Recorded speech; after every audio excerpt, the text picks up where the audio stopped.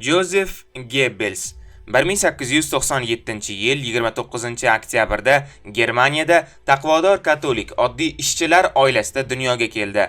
Otasi Friedrich Goebbels, onasi esa Katerina Adenhausen bo'lib, u oilada 5 farzandning 3-chi edi. Ota-onasi uni o'rta maktabda o'qitib, magistratura va doktoranturada ham o'qishiga ko'maklashadi. Goebbelsning bo'yi bor yo'g'i 1,5 metr bo'lgan bo'lib, o'ng oyog'ida ham tug'ma deformatsiyasi bor edi. Shu sababli Goebbelsning bir oyog'i kaltaligi hisobiga cho'loqlanib yurgan va ba'zi paytlarda hattoki yurishga ham qiynaladi.